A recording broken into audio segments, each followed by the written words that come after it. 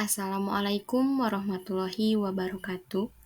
Perkenalkan, nama saya Alia Novila dengan NPM 2386900452181. Saya merupakan mahasiswa PPG Prajabatan Gelombang 2 Universitas Siliwangi tahun 2023. Pada kesempatan kali ini, saya akan memaparkan tugas dari mata kuliah Filosofi Pendidikan Indonesia, yaitu topik 1 mulai dari diri, yaitu tugas 1 refleksi pengalaman bersekolah. Nah, di mana isi presentasinya yaitu poin 1, pertanyaannya, pengalaman apa yang membuat Anda menjadi rindu bersekolah atau pengalaman apa yang membuat Anda kehilangan motivasi untuk bersekolah?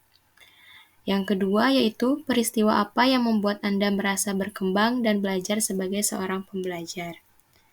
Yang ketiga yaitu siapa sosok guru yang menginspirasi Anda. Yang keempat, apa pengalaman yang berkesan bersama guru tersebut. Dan yang kelima, pernahkah Anda menduplikasi atau mengadaptasi yang dilakukan oleh guru tersebut di kelas yang Anda ampu? Apa yang Anda lakukan? Langsung saja ke yang pertama, pengalaman yang membuat saya menjadi rindu bersekolah.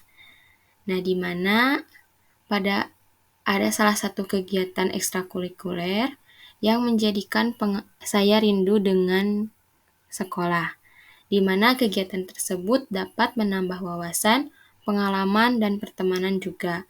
Kemudian salah satu contoh ketika ekstrakurikuler kosmik yaitu komunitas sains dan matematika, di mana ekstrakurikuler ini mengajarkan materi pelajaran yang sebelumnya belum dipelajari di kelas ataupun menggali lebih dalam lagi mata pelajaran tersebut. Mata pelajaran yang dipelajari di ekskul kosmik diantaranya kimia, fisika, biologi, dan matematika. Kemudian, ekstrakurikuler tersebut dapat membawa peserta didik ke jenjang perlombaan-perlombaan nasional. Nah, dengan ekskul tersebut dapat membuat saya lebih termotivasi untuk belajar.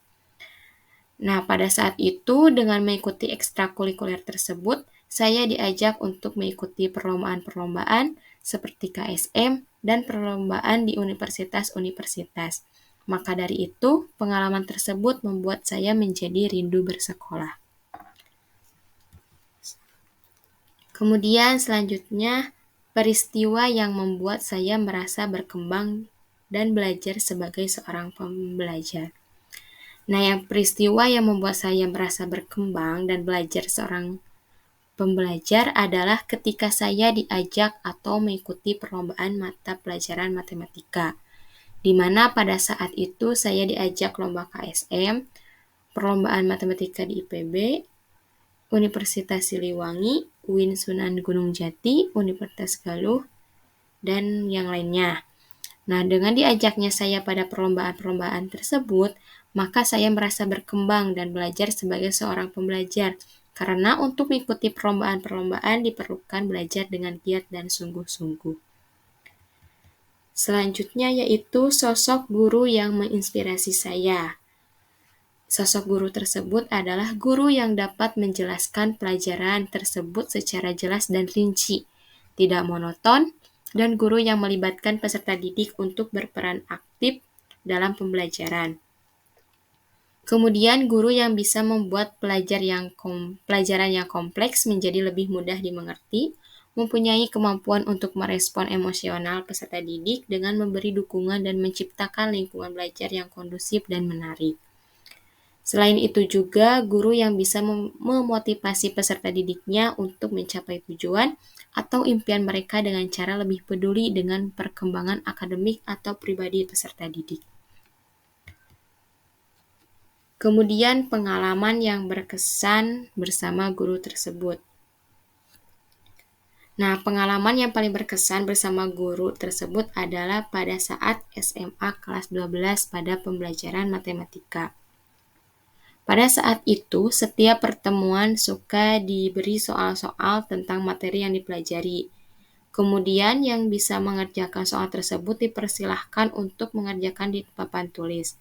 Nah, setiap pertemuan, saya suka mengerjakan soal-soal tersebut di papan tulis karena kebetulan dari SD sudah suka pelajaran matematika. Nah, karena pada setiap pertemuan saya suka ke depan untuk mengerjakan soal yang diberikan oleh guru, suatu waktu pada pertemuan tentang materi limit, guru tersebut langsung menunjuk saya untuk mengerjakan soal di depan, tanpa dijelaskan terlebih dahulu materi yang akan dipelajari. Kemudian diperintah untuk menjelaskan materi tersebut di depan kelas. Nah, guru tersebut sangat yakin bahwa saya pasti bisa tanpa dijelaskan terlebih dahulu materinya. Akhirnya, saya memberanikan diri untuk menjelaskan materi tersebut di depan teman-teman sekelas karena kebetulan saya suka mempelajari terlebih dahulu secara mandiri materi yang akan dipelajari. Dan akhirnya, saya dipercaya pada setiap pertemuan untuk menjelaskan terlebih dahulu materi tersebut di depan teman-teman sekelas, kemudian diberi penguatan atau tambahan materi tersebut oleh guru setelah saya menjelaskan. Nah, dari situ saya menjadi lebih giat lagi belajar materi-materi matematika yang akan dipelajari ke depannya. Kemudian saya dipercaya untuk menjadi asisten guru tersebut. Saya merasa senang dan terharu karena sudah dipercaya oleh guru tersebut untuk menjadi asistennya dan diberi kesempatan untuk menjelaskan terlebih dahulu materi yang akan dipelajari pada setiap pertemuan.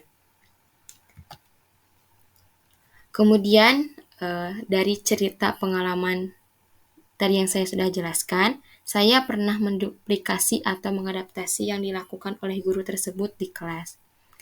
Nah, pada saat itu, saya menduplikasi atau mengadaptasi yang dilakukan oleh guru tersebut di kelas itu pada saat saya mengajar di sekolah, di mana pada saat itu saya menerangkan materi dengan rinci dan tidak monoton dan melibatkan peserta didik untuk berperan aktif dalam pembelajaran. Kemudian pada saat itu juga, supaya pembelajaran tidak monoton, saya memakai media pembelajaran atau alat peraga untuk dipraktekkan oleh peserta didik langsung agar lebih bisa memahami materi pelajaran dengan baik.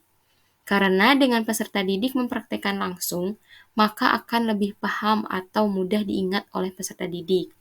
Selain itu juga, ketika saya memberikan soal-soal untuk dikerjakan, maka yang peserta didik yang sudah diberi kesempatan untuk mengerjakan di papan tulis, sehingga peserta didik yang lainnya akan termotivasi untuk mengerjakan soal-soal tersebut di depan. Nah, mungkin itu saja yang dapat saya sampaikan. Mohon maaf apabila terdapat kesalahan dan kekurangan. Wassalamualaikum warahmatullahi wabarakatuh.